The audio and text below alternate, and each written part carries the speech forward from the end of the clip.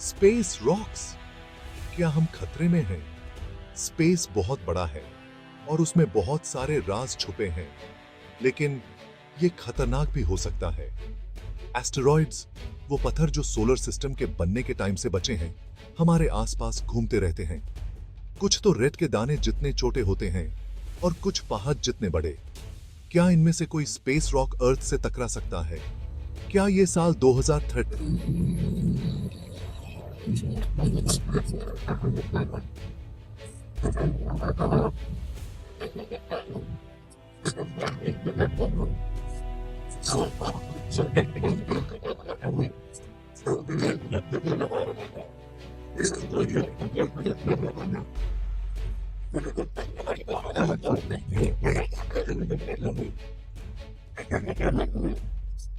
वह करने वाला नहीं है, लेकिन इसका मतलब यह नहीं कि हमें तैयार नहीं रहना चाहिए।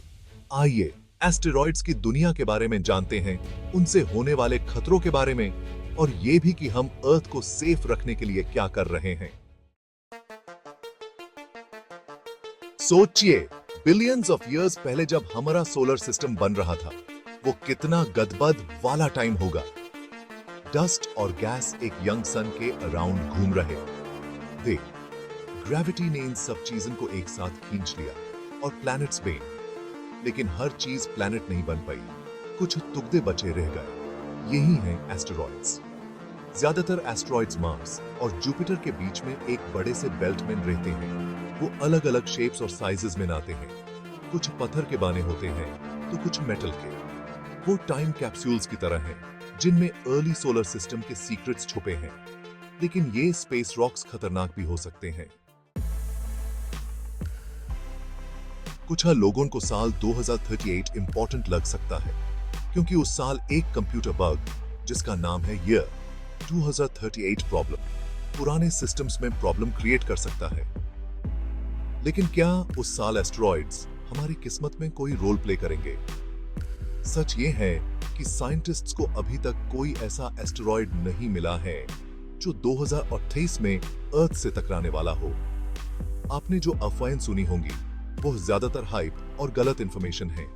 हालांकि ये याद रखना इंपॉर्टेंट है कि स्पेस बहुत बड़ा है और उसमें बहुत सारी चीजें ऐसी हैं जिसके बारे में हमें अभी तक पता नहीं है। न ये एस्टेरॉइड्स हर वक्त मिल रहे हैं। तो 2033 में कोई जानी मानी थ्रेट तो नहीं है, लेकिन ये हमें याद दिलाता है कि हमें सावधान रहना होगा। मूवीज में हमें जायंट एस्टेरॉइड से डराया जाता है जो अर्थ को तबाह कर देते हैं। याद है आर्मागेडन या डीप इंपैक्ट? एंटरटेनिंग होने के साथ साथ ये फिल्म्स अक्सर खतरे को बढ़ा चढ़ा कर दिखाते हैं। सच तो ये है कि ज्यादातर एस्टेरॉइड्स जो अर्थ के एटमॉस्फेयर में एंटर करते हैं, वो बहुत छोटे होते हैं। जमीन पर पहुंचने से पहले ही वो जलकर राख हो जाते हैं और एक खूबसूरत फायरबॉल बनाते हैं। बड़े एस्टेरॉइड्स जो रीजनल डैमेज कर सकते हैं, वो बहुत रेयर हैं। लेकिन इसका मतलब ये नहीं कि छोटे एस्टेरॉइड से कोई नुकसान नहीं होता। 2013 में रशिया के चेल्याबिंस्क में एक मीटियोर एक्सप्लोड हुआ था। उसके शॉकवेव से विंडोज टूट गए और हजार से ज्यादा लोग इंजर्ड हो गए थे। ये एक वार्निंग थी जिससे हमें पता चला कि छोटे से छोटा कॉस्मिक इवेंट भी डेंजरस हो सकता है। Section 5, the 2038 asteroid. अब तक हम क्या जानते हैं? आप सोच रहे होंगे कि क्या कोई स्पेसिफिक एस्टेरॉइड है जिसके बारे में लोग 2038 के लिए वरीड हैं? तो इसका जवाब है हाँ, लेकिन चिंता की कोई बात नहीं है। उस एस्टेरॉइड का नाम है 2000 SG344।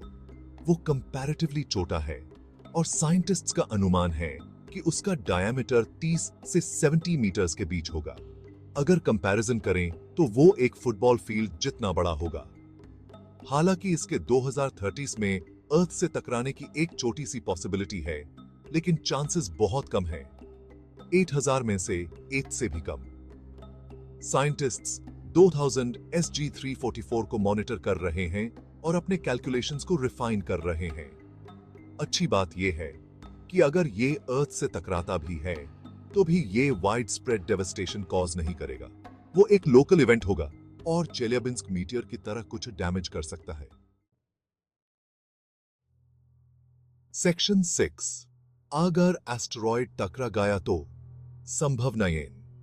चलिए एक ऐसी सिचुएशन के बारे में सोचते हैं जो होने की संभावना बहुत कम है। एक बड़ा सा एस्टेरॉयड अर्थ से टकराने वाला है, तो कितना डैमेज हो सकता है? इंपैक्ट का इफेक्ट एस्टेरॉयड के साइज, स्पीड और कॉम्पोजिशन पर डिपेंड करता है। एक छोटा एस्टेरॉयड क्रेटर बना सकता है, अर्थक्वेक्स ला सकता है या लोकलाइज्ड सुनामीज का रीजन बन सकता है।